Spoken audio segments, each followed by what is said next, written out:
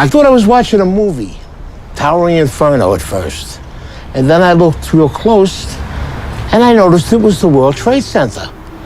I was compelled because I'm a type of person that can't stand by and watch other people suffer. And to me, they were suffering. They wanted to get off the island. And there was no way for them to get off the island other than the water.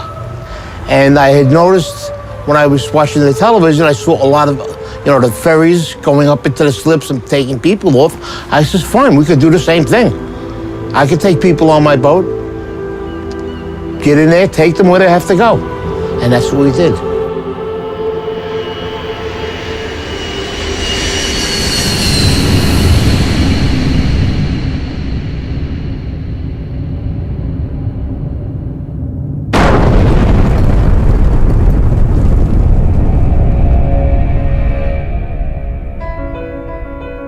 On the morning of September 11th, when the towers came down, millions of people ran for safety. Hundreds of thousands of them ran south to the water's edge.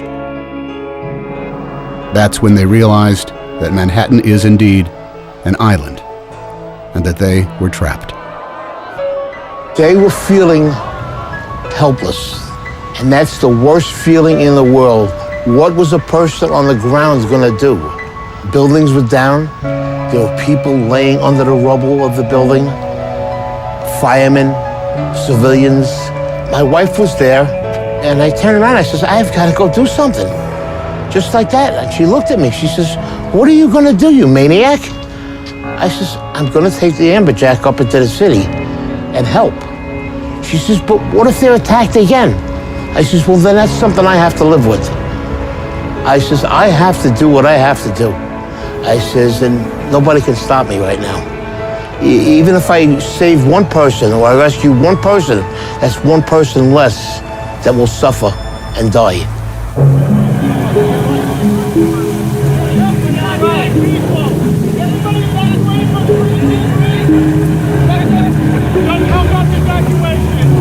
They were trying to evacuate Manhattan because nobody knew what was going on. You didn't know if something else was going to happen. It was just, a madness on one side and wanting to help people on the other side. They were just streaming out of the buildings. And the first mode of transportation they saw was a ferry boat. And that's when they knew, this is how I'm getting out of here. So they didn't even care where the boat was going. There wasn't panic in New York.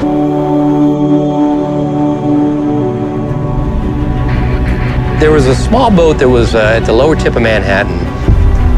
I thought the boat was going to flip over because so many people were trying to get on.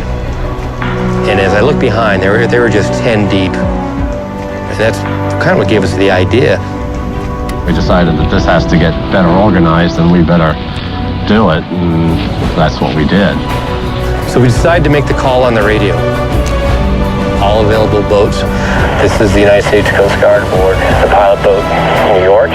Anyone want to help with the evacuation of Lower Manhattan? Report to Governor's Island. When that call came on the radio, they were coming. I was uncertain of who was going to respond. About 15, 20 minutes later, there are just boats all across the horizon. Literally 100 targets converging on the lower part of Manhattan. When we came out of that dust cloud, tugboats, I've never seen so many tugboats all at once. There was just like a fleet of tugboats headed to Manhattan. If it floated and it could get there, it got there. All different size, shapes, and forms. And they were zooming across this water. Ferries, private boats, party boats. I worked on the water for 28 years. I've never seen that many boats come together at one time that fast. One radio call and it just came together just that fast.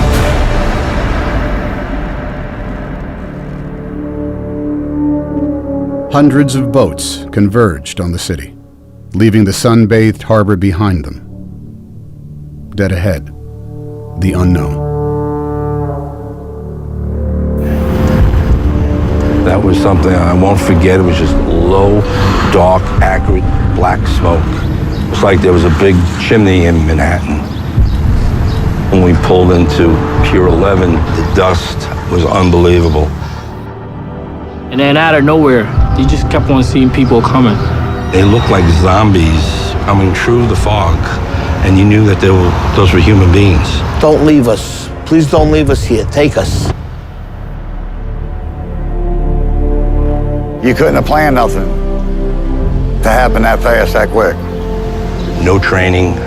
This was just people doing what they had to do that day. You forget all about what you're supposed to do, what they teach you in school, and you say, you know what?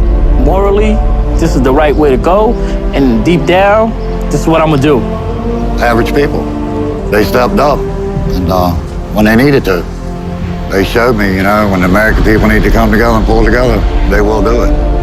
I do feel a way honored that I was a part of it. It was the greatest thing I ever did with my life. The greatest day that I've ever seen in all my boating. I mean, my life on the water. The Great Boat Lift of 9/11 became the largest sea evacuation in history. Larger than the evacuation of Dunkirk in World War II, where 339,000 British and French soldiers were rescued over the course of 9 days. On 9/11, nearly 500,000 civilians were rescued from Manhattan by boat. It took less than 9 hours.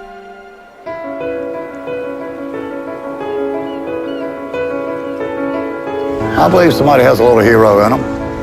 You gotta look in, and it's in there. It'll come out, if need to be. I have one theory in life. I never want to say the word I should have. If I do it and I fail, well, I tried.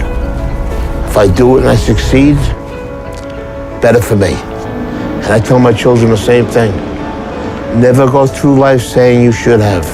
If you want to do something, you do it.